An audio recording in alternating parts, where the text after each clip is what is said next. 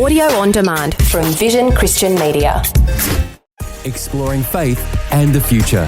Neil Johnson and Bible teacher Dr. Camille Majdali.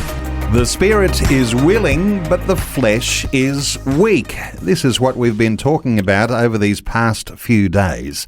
Camille, as we're getting a focus on this biblical character of Sampson, recognizing that in that sense he was so strong.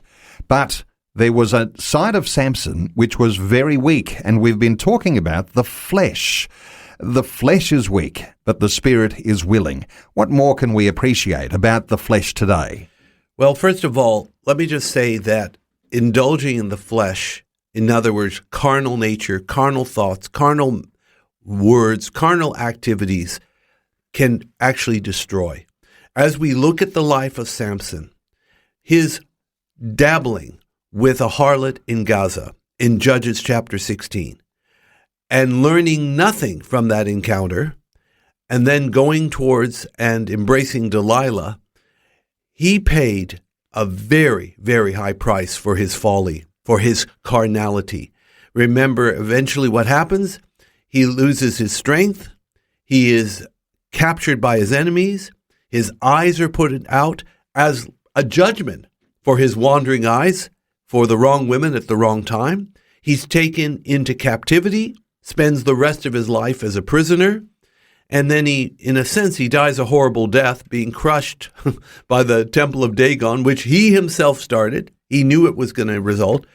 Remember, he didn't even get to enjoy the normative Israelite joys of proper marriage, children, grandchildren, feasting under his own vine and fig tree.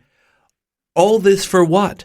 A few fleeting, false moments of sensuous pleasure. It was not worth it.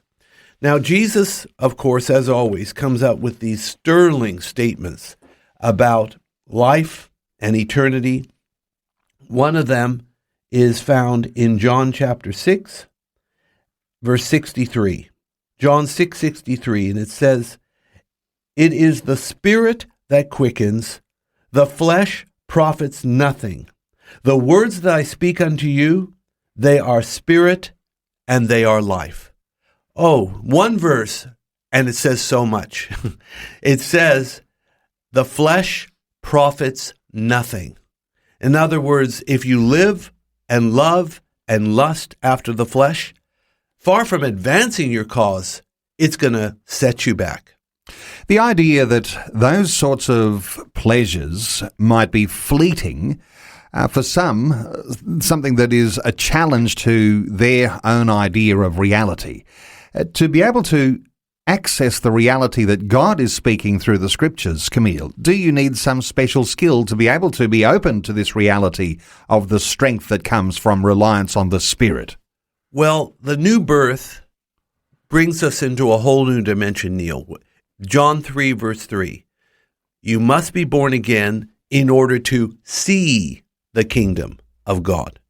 It's almost like you get these 3D glasses or something. When you're born again, you will see things that carnal people cannot see, because to be carnal is to be spiritually blind. And yet the problem is it's the spiritual side that's the most important. It's the spiritual side that's the strongest. And indeed, it's the spiritual side that lasts forever. All that we miss out when we stay in the flesh.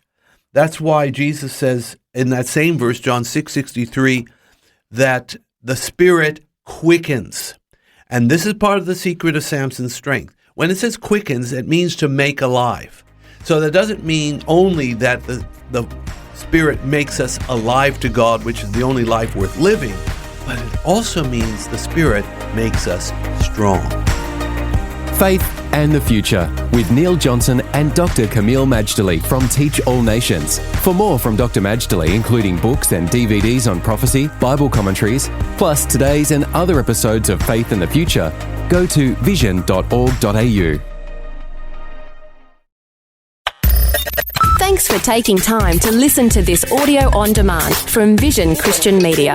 To find out more about us, go to vision.org.au.